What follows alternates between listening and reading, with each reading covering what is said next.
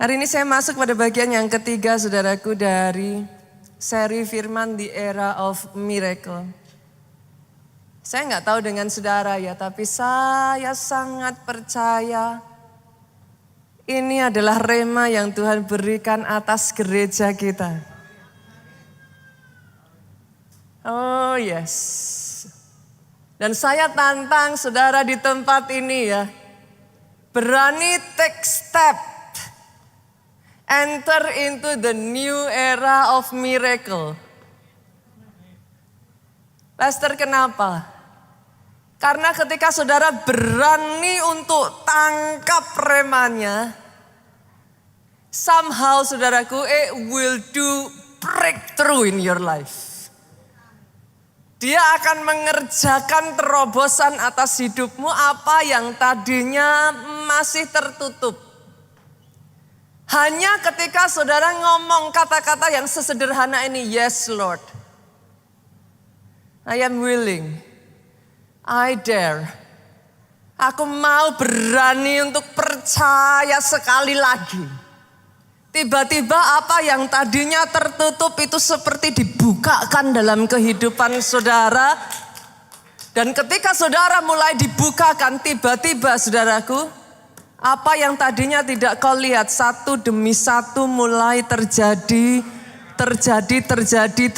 atas kehidupan saudara. Saudara bisa memperkatakan, this is the new era. This is the era of miracle. Era mujizat terjadi atas hidupku. Dan pada bagian yang ketiga saya tidak hanya berbicara tentang Tuhan kerjakan satu kali mujizat dalam hidupmu. 2 kali mujizat dalam hidupmu. Pada bagian yang ketiga ini saya berbicara tentang langganan mujizat. Oh, saya nggak tahu seberapa banyak dari saudara yang saudara bisa melihat. I wish you can see. Sehingga bukan lagi kau berkata, Pastor, yes, dulu saya pernah ngalami. No. Bukan lagi saudara berkata, saya ngalami sekali, Pastor. I know what it is. No. Yang dinamakan langganan mujizat ya saudaraku. Again and again and again and again and again. Sampai orang ngomong kepada saudara, kok wajahnya yang muncul kok ini lagi. Dan saya berdoa ketika orang mengatakan seperti itu, it will be your face. It will be your face. Dijadikan. Come on. Boleh tepuk tangannya yang paling dahsyat buat Yesus Tuhan kita. Dijadikan. Dan hari ini saya ingin mengajak saudara melihat, mengintip dalam kehidupan seorang wanita, saudaraku, yang dalam hidupnya, wanita ini ngalami langganan mujizat, Pak. Saya nggak tahu saudara pernah dengar namanya, perempuan Sunem. Familiar ya? Kita buka yuk. 2 Raja-Raja pasalnya yang keempat ayat 8-17. 2 Raja-Raja 4 ayat 8-17. Boleh nggak Bapak Ibu bantu saya yuk? Kita baca bergantian, ayat 8 saya bacakan buat saudara. Ayat 9 kita bergantian, cukup panjang ayat ini. Sampai ayat 17 nanti kita baca sama-sama. Pada suatu hari, Elisa pergi ke Sunem, di sana tinggal seorang perempuan kaya yang mengundang dia makan. Dan beberapa kali ia dalam perjalanan singgahlah ia ke sana untuk makan. Ayat 9 dengan suara keras 2-3. Berkatalah.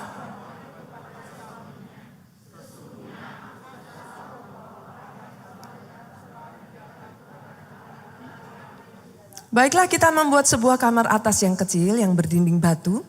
Baiklah kita menaruh di sana baginya sebuah tempat tidur. Sebuah meja, sebuah kursi, sebuah kandil. Maka apabila ia datang kepada kita, ia boleh masuk ke sana. 11 dengan suara keras. Pada suatu hari, datanglah ia ke sana lalu masuklah ia ke kamar atas itu dan tidur di situ. 12. Kemudian berkatalah ia kepada Gehasi bujangnya, panggillah perempuan Sunem itu. Lalu dipanggilnyalah perempuan itu, ia berdiri di depan Gehazi. 13:23. Elisa lalu berkata kepada Gehazi,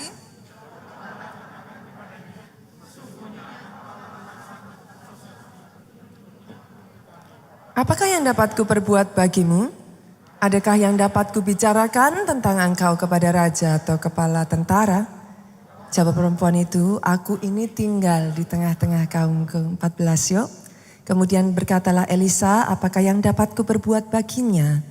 Jawab Gehazi, ia tidak mempunyai anak dan suaminya sudah tua 15. Lalu berkatalah Elisa, panggillah dia. Sesudah dipanggilnya berdirilah perempuan itu di pintu. Berkatalah Elisa, pada waktu seperti ini juga tahun depan engkau ini akan menggendong seorang anak laki-laki. Tetapi jawab perempuan itu, janganlah Tuanku ya abdi Allah, janganlah berdusta kepada hambamu ini. 17 sama-sama 23. Mengandunglah perempuan itu, lalu melahirkan seorang anak laki-laki. Pada waktu seperti itu juga, pada tahun berikutnya seperti yang dikatakan Elisa kepadanya. Oke, saya ingin mengajak saudara untuk nangkep dulu ya. 2 minggu kemarin, berapa banyak dari saudara yang hadir di setiap minggunya, boleh lambaikan tangan. Oke, saya melihat banyak tangan terangkat. In case buat saudara yang belum mendengar, saudara nanti bisa cek di YouTube. Kenapa Pastor? Karena firman di gereja kita ini, although sekalipun saudaraku per minggu saudara bisa tangkap, tapi firman ini berkesinambungan. 1 seri dalam 1 bulan saudaraku. Selama 2 minggu kemarin kita itu belajar, saudara tangkap ini dulu ya, kantongin dulu ya, masukin kantong dulu ya. Kunci dari mujizat, gak lain gak bukan iman, titik. Tangkap masuk kantong dulu ya Bu ya. Kunci dari mujizat iman. In case saudara bertanya, Pastor iman itu apa? Sederhana, hati yang percaya. Simple kan? Percaya kepada apa Pastor? Percaya bahwa tidak ada yang mustahil bagi Tuhan. Dan tidak ada yang mustahil bagi orang yang percaya. Mudah bilang amin, banyak yang aminnya goyah ketika kenyataan yang harus saudara hadapi di depan mata berbeda. Itu sebabnya saya minta kepada saudara kantongin itu dulu. Kunci dari mujizat adalah iman. Oke? Kantongin ya Bapak Ibu, saya jalan lagi, saya lanjut. Dari ayat yang kita baca ini saudaraku, kita menemukan bahwa wanita ini bahkan gak minta apa-apa dari Elisa. Wanita ini gak minta apapun, gak minta sesuatu pun. Tapi kenapa mujizat terjadi? Saya akan membawa saudara masuk ke dimensi yang berikutnya. Kalau 2 minggu kemarin kita belajar bahwa kunci mujizat adalah iman, saudara sudah kantongin itu di dalam pocket saudara. And then I will continue on the second dimension, dimensi yang berikutnya dari mujizat, which is favor. Saudara harus menyadari satu hal ini. Wanita ini tidak meminta apapun. Tetapi mujizat terjadi juga atas kehidupannya. Ada favor Tuhan atas wanita ini yang membuat dalam kehidupan wanita ini Tuhan kerjakan mujizat atas hidupnya. Saya berdoa ya saudaraku, kalau saudara bisa menangkap ini, apa yang dialami wanita ini, the same favor Tuhan berikan atas wanita ini, turun atas hidupmu. Sebagian dari saudara membaca ayat ini, mungkin saudara familiar dengan cerita perempuan Sunem dan saudara berkata kepada saya, Pastor, saya tahu mujizat apa yang dialami wanita ini. Tapi bukankah hanya sekali saja? Paling banter saudara tahu mungkin 2 kali. Itu sebabnya nantinya saya akan mengajak saudara melihat kenapa saya menyebut wanita ini langganan mujizat. Dan mari kita belajar, mari kita melihat. Kalau bahasa zaman sekarang dikepoin yuk. Apa sih yang terjadi atas kehidupan wanita ini sehingga dalam hidupnya tidak pernah kering keajaiban? Berapa banyak yang jujur di tempat ini? Dalam kehidupan kita butuh keajaiban. Kita butuh pertolongan Tuhan. Berapa banyak yang sadar dalam kehidupannya kita butuh mujizat. Tapi saya berdoa hari ini saudaraku, as we enter into the new era, masuk dalam era mujizat. Bukan dulu kau pernah ngalami, bukan satu kali kau pernah ngalami, tapi langganan mujizat yang artinya atas hidupmu sehari-hari engkau ngalami mujizat, keajaiban, pertolongan Tuhan atas kehidupanmu. Nah, saya akan bawa saudara melihat terlebih dulu. Mujizat pertama yang terjadi atas wanita ini kita bersama sudah tahu. Wanita ini gak punya anak. Suaminya sudah tua. Mujizat pertama yang terjadi atas wanita ini adalah anak mujizat. Apa yang dimaksud anak mujizat? Alkitab saudaraku itu very precise. Boleh nggak kalau baca Alkitab jangan asal cepat, asal 3 pasal, asal 10 pasal. It's good daripada nggak baca. Tapi you will miss the point. Ada alasan kenapa ditulis suaminya sudah tua. What does it mean? Tidak mungkin lagi bagi wanita ini untuk punya anak. Sekalipun dia punya kandungan saudaraku, dia bisa mengandung. Saudara semua kita bersama tahu, benihnya berasal dari pihak laki-laki. Ayat ini tidak kebetulan mencatat si suami sudah tua. Artinya apa, Bu? Apa yang harusnya tidak bisa terjadi? Because you enter into the new era of miracle, dijadikan atas hidupmu. Oh, apa? Dengar ini saudaraku, saya berharap saudara bisa nangkep ini. Harusnya project-project yang engkau nggak bisa dapat, yang bahkan itu terlalu besar buat engkau. Mau dilihat dari sudut pandang manapun, seolah-olah dinalar manusia Pak, nggak mungkin. Tapi because you enter into the new era, kalau kau bisa tangkap remanya saudaraku, akan ada project-project yang Tuhan akan berikan kepadamu yang lebih besar dari kemampuanmu. Dan ketika kau masuk ke sana, kau kerjakan, boom, terobosan terjadi atas kehidupanmu. Tiba-tiba kau dibawa kayak naik level Pak. Saya nggak tahu dengan saudara ya. Tapi apa yang seharusnya tidak bisa terjadi? Mungkin di sini bahkan ada yang berdoa untuk anak mujizat. I don't know saudaraku, itu sebabnya saya tantang saudara. Berani untuk bersama-sama tangkap remanya dulu. Tap into it, Bu. Simple, kuncinya simple. Believe. Percaya. Dimulainya dari hati yang percaya dulu. Tapi ketika saudara belajar untuk tap into it, apa yang tadinya mustahil, satu demi satu dijadikan terjadi atas hidupmu. Oh, kalau mau tepuk tangan, Soho. Tepuk tangannya bisa lebih meriah lagi buat Yesus Tuhan kita. Nah, mujizat yang pertama ini kita bersama sudah tahu saudaraku. Saya akan membawa saudara ke mujizat yang kedua yang dialami wanita ini, which is sebagian dari saudara juga pasti pernah dengar. Kita buka ayat selanjutnya, ayat yang ke-18. Media nanti bantu saya ya, ikuti ya, keep up ya. Nanti sementara saya akan mengajak saudara, mungkin membaca beberapa ayat saudaraku. Kita melihat dari ayatnya yang ke-18. Anak itu intinya sudah lahir saudara, ayat 18 saya bacakan buat saudara, saudara baca ayat 19. Setelah anak itu menjadi besar pada suatu hari, keluarlah ia mendapatkan ayahnya di antara penyabit-penyabit gandum, 19:23.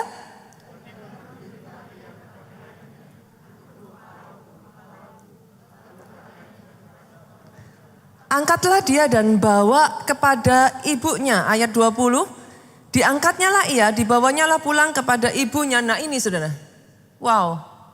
Saya baca ayat ini ya tadi, sekian waktu ini saya merenungkan ya saudara, saya baca ayat ini tadi saudaraku. Air mata netes loh di pipi saya. Diangkatnya lah dia, dibawanya lah pulang kepada ibunya, duduklah dia di pangkuan ibunya sampai tengah hari. Tetapi sesudah itu matilah dia. Buat sebagian dari saudara, saudara baca ayat ini saudara bisa tersenyum. Tapi kalau saudara menempatkan diri saudara di posisi wanita ini, untuk dia dapetin anak ini, it seems it is already impossible. Ini anak satu-satunya. Berapa banyak di tempat ini yang adalah seorang ibu, boleh saudara lambaikan tangan saudara. Di pangkuan ibunya, Alkitab mencatat anak ini meninggal. Saya nggak tahu itu rasanya ibunya kayak apa. Kalau bisa teriak, dia teriak. Kalau bisa nangis, dia akan nangis. Tetapi yang membuat saya lebih meneteskan air mata saya bukan kisah tentang kematian anak ini. Tapi sikap ibu ini ketika anaknya meninggal. Kalau mujizat yang pertama itu adalah favor. I tell you saudaraku. This is talking about faith. Ketika wanita ini mendengar anaknya sudah meninggal, lihat ayat 21 saudara. Naiklah perempuan itu, anaknya dibawa ke kamarnya Elisa saudaraku. Dibaringkannya di sana, ditutup pintu, dia pergi. Ayat 22 sesudah itu ia memanggil suaminya, dia ngomong. Panggil bujang, aku mau pergi. Intinya dia pergi saudara. Suaminya ngomong, mengapakah kamu pada hari ini ayat 23 hendak pergi kepadanya? Buat suaminya, anakmu sudah meninggal, kuburkan dengan baik.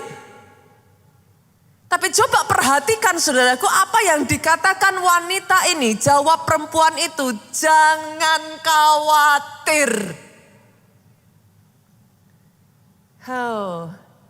Seberapa banyak yang saudara setuju dengan saya, this is faith. A mother will not gonna talk like that.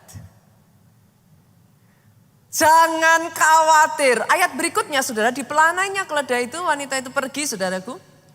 Demikian perempuan itu berangkat kepada abdi Allah di Gunung Karmel. Nah segera sesudah abdi Allah melihat dia, lihat saudara. Disuruhlah oleh Elisa, bujangnya Gehasi lari menghampiri wanita itu. Dengan menanyakan hal ini, dengar saudaraku. Selamatkah engkau? Selamatkah suamimu? Selamatkah anak itu? Apa jawab perempuan itu saudaraku?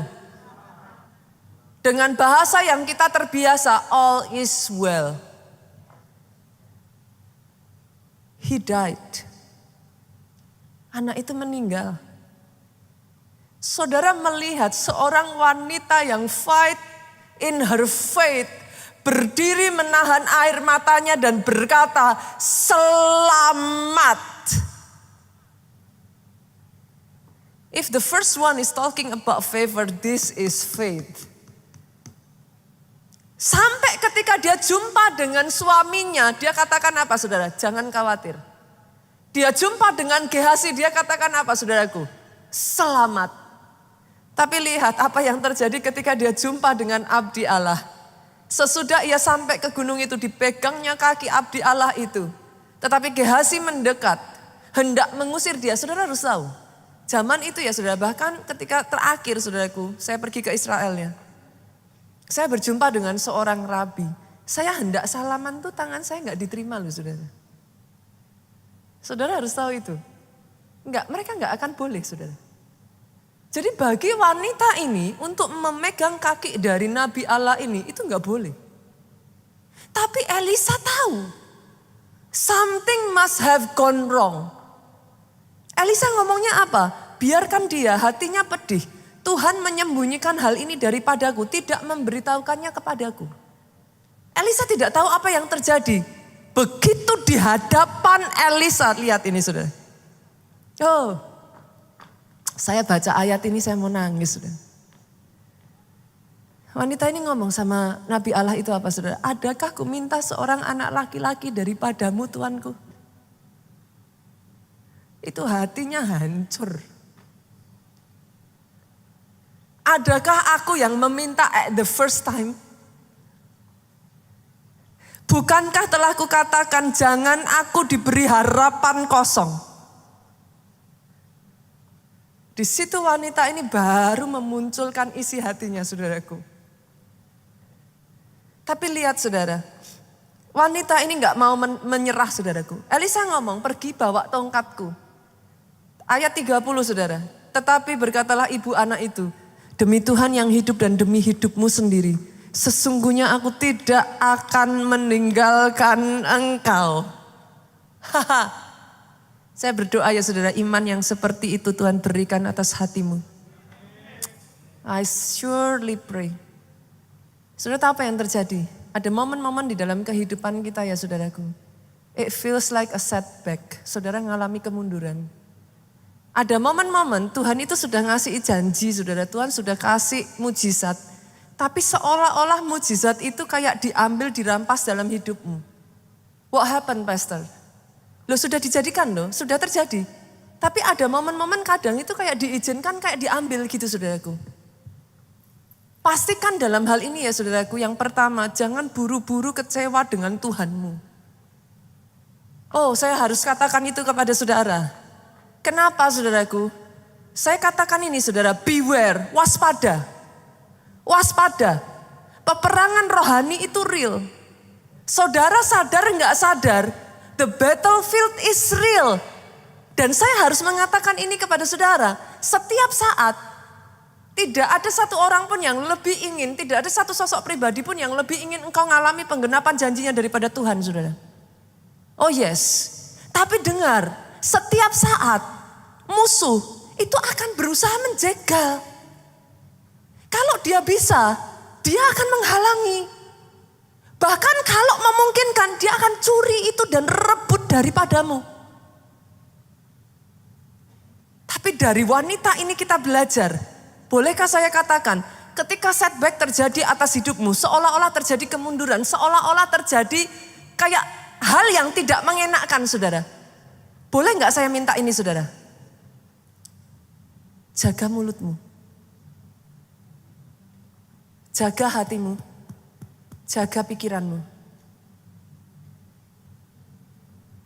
Kata kunci mujizat yang kedua, mujizat kebangkitan ini, kata kuncinya simple.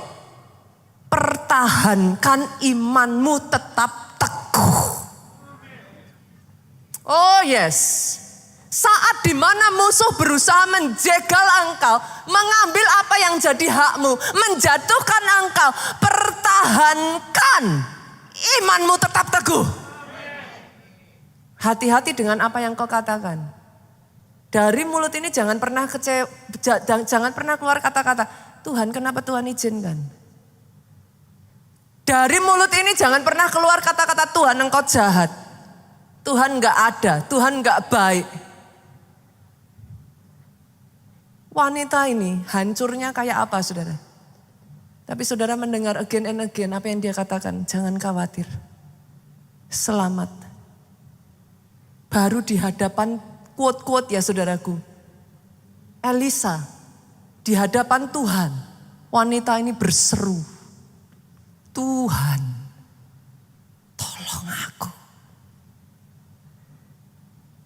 Hari ini kalau saudara pernah mengalami apa yang saya katakan, dengar saudaraku, kuatkan dan teguhkan hatimu. Jangan tawar hatimu, teguhkan imanmu. Oh yes, oh yes, jangan mundur saudara. Itu mujizat yang kedua. Nah, gak banyak orang tahu wanita ini ngalami mujizat yang ketiga. Oh really? Yes. Kita buka ya ayatnya ya. 2 Raja-Raja, lanjut kok ke bawah saudaraku. Pasalnya yang ke-8 ayatnya yang pertama. Singkat cerita, anaknya sudah hidup lagi saudara. Elisa datang bersama dengan wanita ini, anak ini dihidupkan kembali. That is the second miracle, mujizat yang kedua, mujizat kebangkitan. Yuk kita lihat mujizat yang ketiga. 2 Raja-Raja 8 ayatnya yang pertama. Elisa telah berbicara kepada perempuan yang anaknya dihidupkannya kembali, katanya, berkemaslah, pergilah bersama-sama dengan keluargamu dan tinggallah di mana saja engkau dapat menetap sebagai pendatang. Sebab Tuhan telah mendatangkan kelaparan yang pasti menimpa negeri ini 7 tahun lamanya. Nah, ini mujizat ketiga sudah. Wanita ini diluputkan dari kelaparan besar. Wow. Mujizat yang ketiga yang gak banyak orang tahu. Terjadi masa kelaparan besar selama 7 tahun. Karena kedekatan wanita ini dengan hamba Allah ini saudaraku. Karena ada favor Tuhan atas kehidupan wanita ini. Melalui Elisa, Tuhan pakai Elisa memperingatkan wanita ini. Wanita ini pergi saudaraku sehingga terluputkan dari kelaparan. Saya baca kisah ini ya saudara, saya tuh ingat apa yang terjadi dalam kehidupan Pastor Jonathan sendiri. Saya masih ingat ketika Pastor Jonathan itu kuliah di Amerika saudara. Tepat itu bertepatan tahun 98. Krisis itu hit, menghantam hampir di seluruh dunia, termasuk Indonesia. Kalau saudara masih ingat pada saat itu, dolar kita itu, waktu itu rupiah kita itu $1 hanya 2.500. Saudara. Tepat di momen-momen itu dolar itu melonjak 7.500, 10.000, 12.500 sampai 15.000. Pada saat itu. Amazingnya, sekian bulan sebelum kejadian itu, Tuhan berbicara kepada Pak Obaja. Belikan seluruh uangmu ganti dolar. Kosongkan rekeningmu, beli dolar. Akan ada orang-orang di tempat ini yang Tuhan peringatkan engkau.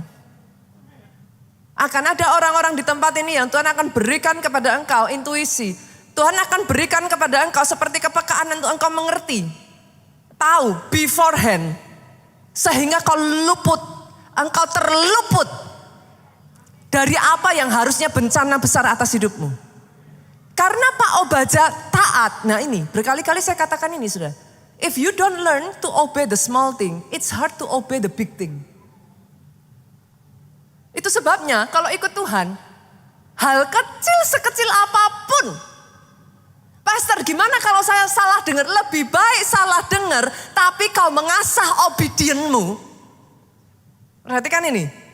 Lebih baik kau salah dengar, tapi kau mengasah ketaatanmu, daripada kau gak berani taat. Oh, saya belajar dalam hidup saya, saudaraku. Kalau saya tidak belajar taat mendengar suara Tuhan, sama seperti Pastor Obaja, Pak Jo itu udah gak bisa sekolah, saudara. Banyak orang-orang Indo pada saat itu di Amerika ditarik balik. Kenapa lah? Dolarnya 2.500 jadi 12,5 Bu. 5 kali lipat. Bahkan jadi 15.000, 6 kali lipat. Siapa yang kuat? Ibarat kata ya saudaraku, uang sekolah yang harusnya 30 juta misalkan ya. Itu jadi 180 juta. Siapa orang yang kuat? Akhirnya ditarik balik saudaraku. Banyak orang Indo pulang saudara. Tapi karena Pastor Obaja mendengar, belajar taat, dengar-dengaran, Pak Jo bisa menyelesaikan kuliahnya dengan baik. The same thing happen with me. Kalau saya tidak belajar taat dalam hal kecil pada saat itu, saya akan kehilangan anak saya yang ketiga gen, saudara. Placenta previa. Jadi apa? Bukan bocor ya saudara. Kalau rembes kita bisa tahu. Itu plasentanya diminum sama, air ketubannya diminum sama plasentanya sendiri. Jadi kalau saya tidak dengar-dengaran suara Tuhan, Nita go ke dokter hati saya nggak enak. Kalau saudara tanya kenapa nggak ada, karena kenapa hati saya nggak enak, that's it. Akan ada orang-orang di tempat ini ya, Tuhan akan kerjakan itu atas hidupmu. Tuhan akan peringatkan, Tuhan akan tuntun langkah hidupmu. Itu sebabnya hari-hari ini memasuki 2024 belajar peka terhadap hal terkecil sekalipun yang Tuhan sampaikan atas hidupmu saudaraku. Singkat cerita wanita ini terluput. Lanjut lagi ya, boleh ya, seru ya. Yang keempat, pastor, masa masih ada mujizat yang keempat? Jarang orang pernah dengar, saudara. Kita lanjut. Dari ayat yang pertama, lompat ayat yang ketiga. Apa mujizat yang keempat, saudara? Setelah lewat 7 tahun, ceritanya perempuan ini pulang dari negeri orang Filistin. Kemudian ia pergi mengadukan perihal rumahnya dan ladangnya kepada raja. Sampai di situ dulu. Sekali lagi saya katakan, kalau baca firman Tuhan harus detail. Kalau enggak terlewatkan. Pastor maksudnya gimana? Kenapa setelah 7 tahun perempuan itu pulang mengadukan perihal rumah dan ladangnya kepada raja? Sederhana, gini saudaraku. 7 tahun itu ditinggal. Kebayang dong. Bisa jadi rumah itu sudah dipakai orang lain. 7 tahun loh saudara nggak main-main. Bisa jadi ladang itu sudah diserobot orang. Oke, kalau saudara melihat dari posisi wanita ini mungkin saudara nggak akan tergerak apapun. Bagaimana kalau itu rumahmu saudara? Bagaimana kalau itu tempat kerjamu, rukomu? Tiba-tiba setelah 7 tahun saudara balik, sudah ada orang yang tinggal di situ. Saudara diam aja. No, itu sebabnya wanita ini pergi kepada raja mau mengadukan perihalnya. Dia mau ngomong, dia mau minta dibela karena ada sengketa. Nah ini yang ajaibnya saudara. Kita lanjut yuk ayat 4. Sama-sama dengan suara keras. Raja sedang berbicara kepada, jadi ceritanya gini. Pada saat wanita itu mau pergi ketemu raja, rajanya sedang bicara sama Gehazi. Siapa Gehazi? Bujangnya Elisa. Raja tanya apa? Nih, coba ceritakan kepadaku tentang segala perbuatan besar yang dilakukan Elisa. Kebayang ya sudah, wanitanya ini lagi jalan nih, kan? Raja tanya sama Gehazi, apa nih? Elisa ngerjain apa? Gehazi ngomong, sedang ia bercerita kepada raja bahwa Elisa menghidupkan anak yang sudah mati itu. Deng-deng, tampaklah perempuan itu. Berapa banyak yang setuju dengan saya saudaraku? Terlalu kebetulan untuk sebuah kebetulan. Berapa banyak yang sadar Tuhanmu adalah sutradara kehidupan. Dia akan membuat kebetulan yang terlalu kebetulan untuk sebuah kebetulan bisa terjadi atas kehidupanmu. Tepat di saat dimana Gehazi cerita tentang wanita ini, datang dia. Wanita itu ada di sana, bahkan ditambahkan, dengar ini saudaraku, tampaklah perempuan itu. Gehazi ngomong, ya Tuanku Raja, inilah perempuan itu dan inilah anaknya yang dihidupkan Elisa. Dibawa anaknya saudara. Oh yes. Saya baca ini ya saudaraku. I'm so excited. Akan ada kebetulan yang lebih dari sekedar kebetulan sampai membuat saudara berkata, it's too good to be true. Ini terlalu hebat untuk sebuah kebetulan. It must be God. It must be God. Dan karena raja baru cerita, dengar cerita, dia terbengong-bengong. Rajanya syok saudaraku. Wanita ini menceritakan apa saja yang terjadi dalam hidupnya. Raja syok. Wanita ini ngomong, tolong aku raja. Lihat saudara, lihat. Cermati kata-kata ini. Raja bilang apa? Pulangkan segala miliknya dan segala hasil ladang itu sejak ia meninggalkan negeri ini sampai sekarang. Akan ada orang-orang di tempat ini yang mengalami mujizat pembalikan. Oh perhatikan sudah. Pulangkan segala miliknya, titik atau enggak titik. Segala miliknya itu artinya rumah dan ladangnya. Bonusnya apa saudara? Segala hasil ladang itu sejak ia tinggalkan sampai 7 tahun. Saya tanya, memangnya perempuan ini garap tuh ladang? Kok enak? Ketika dia ngerjakan mujizat ya saudara. Ketika dia ngerjakan pembalikan. bukan hanya dikembalikan kepada saudara, dikembalikan beserta dengan bonusnya. Oh, kalau mau tepuk tangannya yang paling meriah. Kalau mau tepuk tangannya yang lebih dahsyat lagi buat Yesus Tuhan kita. Saya berdoa ya, jadi atas hidupmu. Tapi hari ini saudaraku, that's not my point. Cerita wanita ini buat saya hanya menunjukkan kepada saudara ini loh, gambaran orang yang langganan mujizat tuh kayak gini loh. Tapi saya nggak mau saudara menjadi orang-orang yang hanya mengejar mujizatnya. Yang mengerti katakan amin. Saya ajak yuk melihat. Apa yang dilakukan wanita ini yang membuat sampai dia menjadi seorang yang langganan mujizat. Doa saya, saudara tidak miss the point.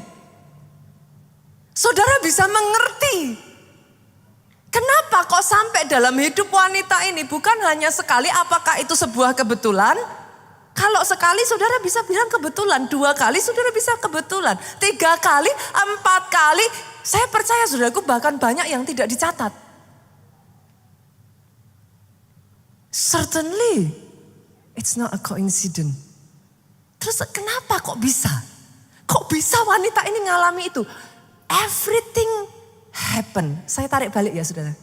Saya tarik balik lagi saudara, balik ke ayat 8 sampai ayat 17 tadi.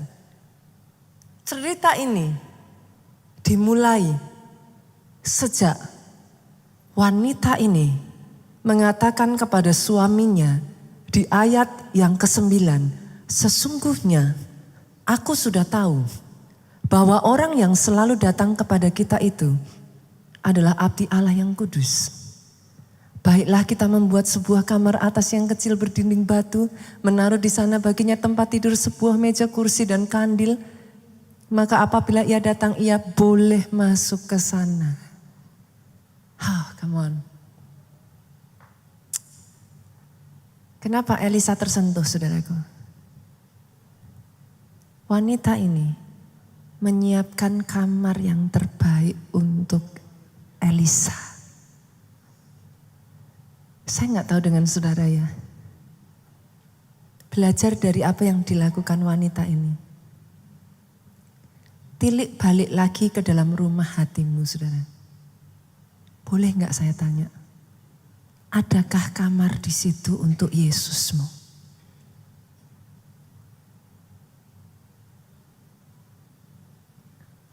Lepas dari semua kesibukanmu, favor terjadi atas hidup wanita ini karena dia menjadikan Elisa spesial di hatinya. Is he special for you? Come on. Pastor, bagaimana cara kita bisa menciptakan ruangan untuk Tuhan yang adalah roh? Pernah kepikiran gak Pak? He is spirit loh. Roh itu gak bisa diwadain. How can you create a room for a God? No, it's impossible. Tapi Alkitab berkata, dia bertahta di atas pujian umatnya. Yes. Boleh gak saudaraku? Sejak dari momen ini, ada pujian selalu diangkat atas hidupmu. Oh yes, saya berdoa ya saudaraku. When you do that, you create a throne. Karena saudara gak akan pernah bisa ngasih tempat ruang untuk Tuhan. Gimana, how? He is a spirit. Tapi di mana pujian itu diangkat, dia bertahta.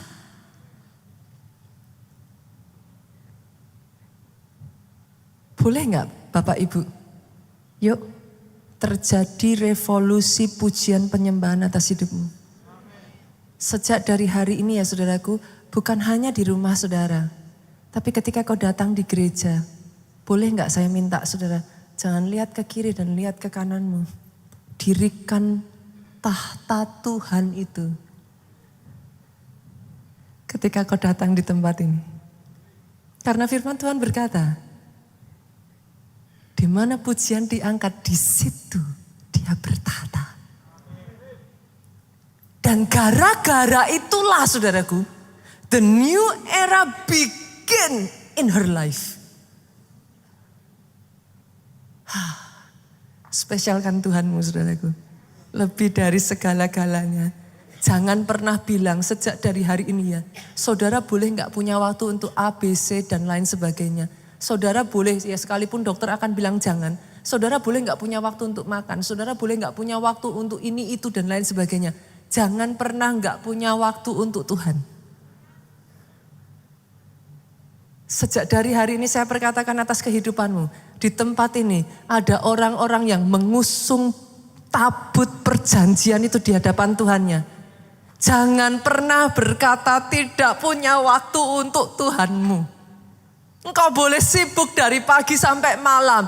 Kalau toh itu 15 menit, kalau toh itu 30 menit, sediakan waktu bangun tahtanya di rumahmu. Kau boleh seharian sudah capek, malam hari kau tutup. Mezbah diangkat di tahta Tuhan. The new era begin. Kalau saudara mau di 2024 ini nanti saudaraku. The new era begin. Ketika saudara menspesialkan Tuhan di atas segalanya.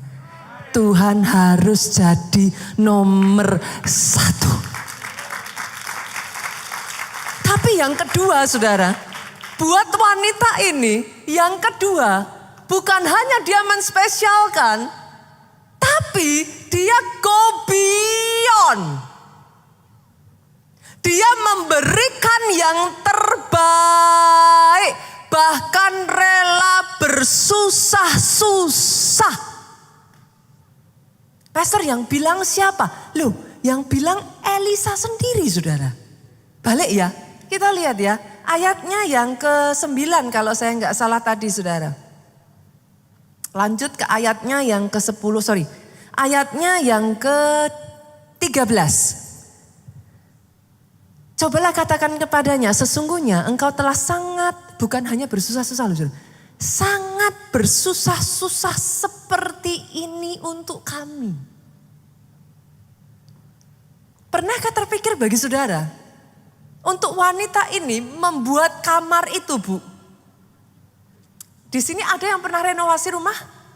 Boleh lambaikan tangan? Rumah kalau direnovasi enak enggak ibu? Kotor. Repot. Berantakan. Wanita ini khusus melakukan itu demi Elisa bisa tinggal di rumahnya. Setiap kali Elisa lewat.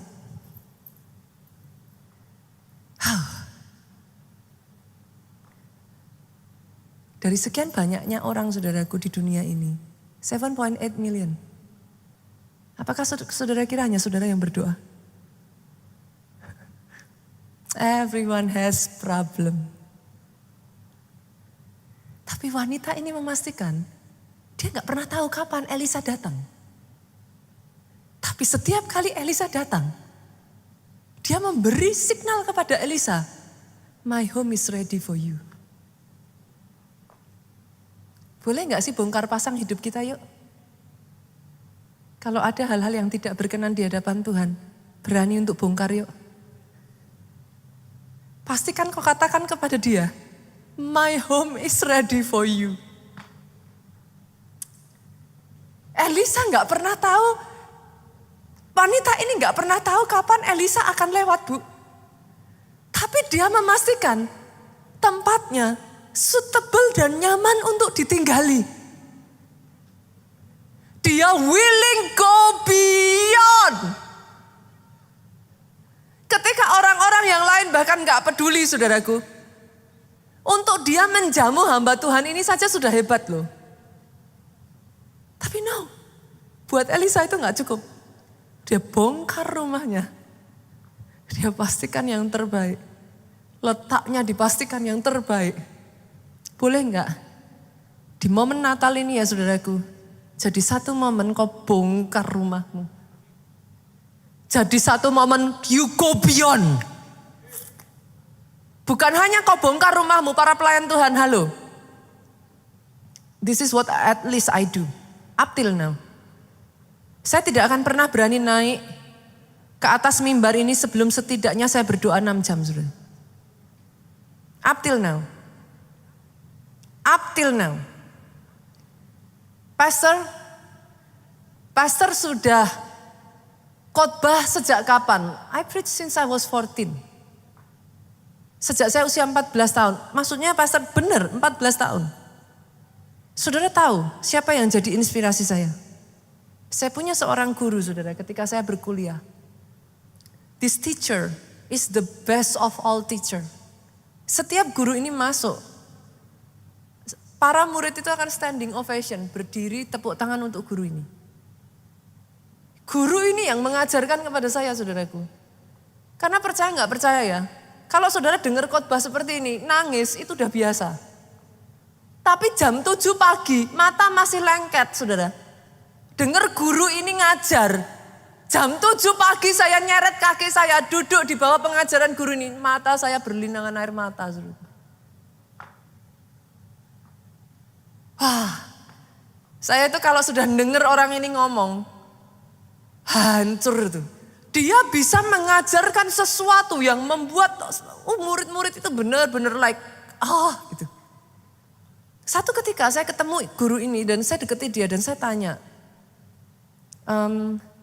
kalau di Amerika tuh orang manggil nama gitu, saudaraku, nggak manggil mister, nggak manggil ini, manggilnya tuh langsung nama, namanya Lenny saya bilang, Lenny. What is your secret, saya tanya. Dia senyum, orangnya tuh sederhana, saudara. Orangnya tuh very humble, sederhana, orangnya tuh lembut, orangnya tuh gimana sih ngomongnya. Simple orangnya itu, saudara. Dia ngomong ini sama saya. Sampai detik ini aku sudah mengajar selama 20 tahun. And every single time aku akan datang 1 jam lebih awal. And I will prepare my message. Beda dengan khotbah ya, saudara. Yang namanya ngajar, materinya itu sama. Diulang selama 20 tahun, saya tanya, hafal enggak sih? Luar kepala. Tapi dia tidak pernah tidak mempersiapkan, dan ini yang dia katakan. Pastor, dalam 6 jam doa pastor, apa yang pastor doakan? Saya berdoa untuk saudara. Saya berdoa tidak ada yang mencuri firman ini dari hidup saudara. Saya berdoa untuk saudara. Saya berdoa saudara diberikan iman, kepercayaan dan keberanian untuk tangkap firman ini. Sehingga saudara pulang bukan hanya ngomong, firmannya bagus ya. Tapi saudara pulang, saudara berkata, Pastor saya mau jadi pelaku firman. Pastor apa yang pastor lakukan selama 6 jam itu? Saya berdoa. Dari utara, selatan, timur dan barat. Orang-orang yang membutuhkan message ini Tuhan kirimkan untuk hadir. Izinkan saya berkata kepada saudara, para pelayan Tuhan di tempat ini, halo, go beyond. Go beyond. Saya tidak diharuskan seperti itu saudaraku. But I did it anyway. Saudara tidak diharuskan mungkin untuk melakukan. Tapi boleh enggak? Sama-sama saudara melayani. Yang lain datang terlambat. Yang lain belum siap. Yang lain asal-asalan. Saudara datang jauh lebih cepat. Saudara masuk dan doakan ruang ibadah ini. Itu go beyond. Itu go beyond. Para pemain musik, halo. Worship leader, singer. Bahkan ketika kau sudah hafal lagu-lagunya, kau doakan. Engkau berpuasa bila perlu. Sehingga ketika pujian diangkat dari mulutmu, kuasanya mengalir. Come on. Saya tantang, go beyond, saudaraku. Go beyond. Dan yang ketiga, saudara. Yang ketiga, yang luar biasa dari wanita ini. Yang ketiga, saudara. Bukan hanya dia memberi yang terbaik, saudara. Dia memiliki hati yang tulus. Pada saat Elisa berkata, kamu minta apa? Wanita ini bahkan ngomong, aku hidup di antara kaumku. Saudara, seperti yang saya katakan ya, di setiap zaman ada bahasa gaulnya. Kita sekarang lol, kan? Zaman dulu bilang lol, bingung sudah lol. Ada bahasa gaulnya. Wanita ini ngomong apa? Aku tinggal di antara kaumku. Artinya apa? Sudah cukup. I don't need anything anymore. Manusia melihat rupa, Tuhan lihat hati. Doa saya dari hatimu didapatkan ketulusan.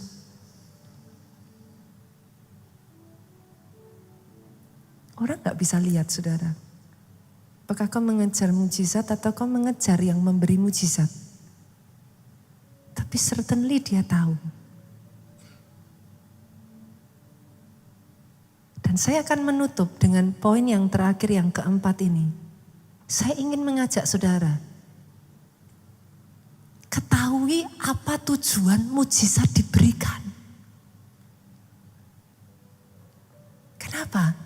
Karena kalau kau mau langganan mujizat, kau harus kompak sama sang pembuat mujizat.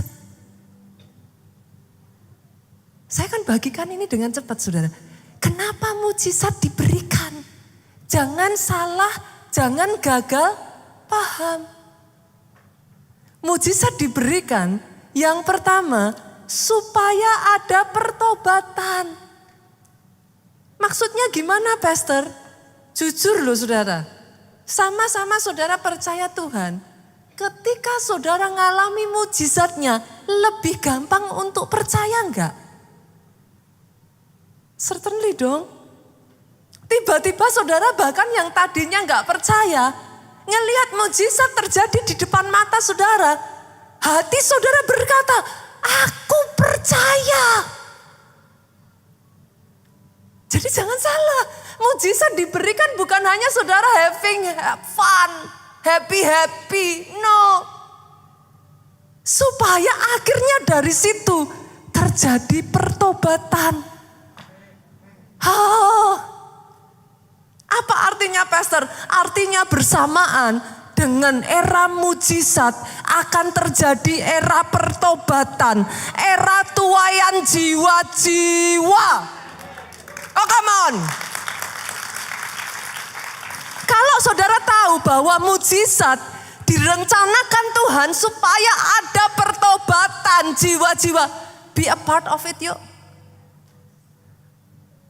Be a part of it. Come on. Bawa mereka datang di tempat ini supaya mereka ngalami mujizat.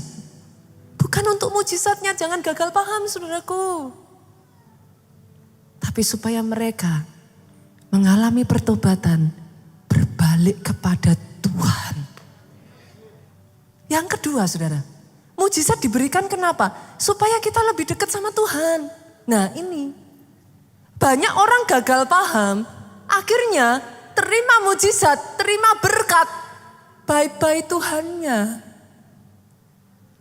Berapa banyak di sini bapak-bapak yang sudah punya anak boleh lambaikan tangan? Pak, kalau ngasih hadiah sama anak, kenapa? Kan pengennya anaknya deket toh. Kita orang tua kita tahu, kita ngasih ke anak kita karena kita pengen anak kita happy. Supaya dia jadi deket sama kita. Jangan sebaliknya. Habis dikasih hadiah, bye-bye papa, hadiahnya yang diambil. Yang mengerti aminnya yang paling keras. Yang mengerti aminnya boleh lebih keras lagi buat Yesus Tuhan kita. Sejak dari hari ini, tidak ada berkat yang menjauhkan engkau dari Tuhan. Semakin diberkati tambah cinta Tuhan. Semakin diberkati tambah nempel kayak perangko sama Tuhannya. Yang ketiga, mujizat diberikan supaya imanmu terus dikuatkan. Jujur loh saudara, pada saat kau ngalami mujizat, iman tuh bangkit kan. Saudara tuh jadi kayak menyala-nyala lagi gitu. Oh yes, Tuhan itu benar, Tuhan itu ada, Tuhan itu nyata. Hari ini saya berdoa ya saudara, ketika imanmu sudah bangkit, jangan menikmati mujizat habis itu sudah titik. No. Kalau saudara mau jadi langganan mujizat, izinkan Tuhan pakai hidupmu untuk membuatkan mujizat, menjadikan mujizat atas hidup orang lain. Sepakat? Di momen Natal ini ya saudaraku, pastikan be a part of it. Jangan takut doain orang sakit supaya disembuhkan. Lah pastor, kalau saya doain terus mati gimana? Ya gak apa-apa saudaraku. Karena yang mengerjakan mujizat siapa? Bukan saya, bukan saudara. Tapi you are willing to be used by him. Dan yang terakhir saudara, nih lihat. Mujizat dia kerjakan supaya apa saudara? Engkau bisa bersaksi kepada banyak orang. Saya tanya, kalau engkau ngalami mujizat first hand dengan dari kata orang lain, beda gak Bu? Saudara beli obat nih, saudara minum, manjur, sama saudara dengar orang lain cerita, beda gak? Kalau sudah beda, ceritanya ke orang lain jadi beda gak? Oh beda. Saudara ceritanya aku loh, ngeliat sendiri loh. Sudah ngerti yang saya maksudkan? Kenapa Tuhan mau kerjakan mujizat atas hidupmu? Bukan hanya untuk kau nikmati. Tapi habis ngalami, cerita dengan nada yang meyakinkan. Aku loh, ngalami sendiri loh. Sudah ngerti yang saya maksudkan? Sehingga ketika orang dengar ceritamu, diyakinkan ikut datang. Hari ini saya berdoa ya saudaraku. Let's welcome the new era. This is the era of miracle. Bukan hanya 1 kali, 2 kali, 3 kali. Langganan mujizat. Supaya apa? Melalui hidupmu ada pertobatan terjadi. Supaya apa? Banyak orang dibawa mendekat kepada Tuhan. Supaya apa saudaraku? Oh yes, imanmu dibangkitkan kembali. Apimu dinyalakan kembali. Supaya apa saudaraku? Bersaksi. Membawa dia kepada Tuhan. Membawa jiwa-jiwa kepada Tuhan. Pulanglah saudaraku. Dengan membawa sukacita, damai, sejahtera Allah Bapa. Cinta kasih Yesus Kristus. Oh yes. Persekutuan di dalam rohnya yang kudus sekarang sampai selama-lamanya. Tangan yang kau angkat melambangkan sejak dari hari ini engkau terbuka. The new era is coming. Di dalam nama Yesus, hamba-Mu berdoa kita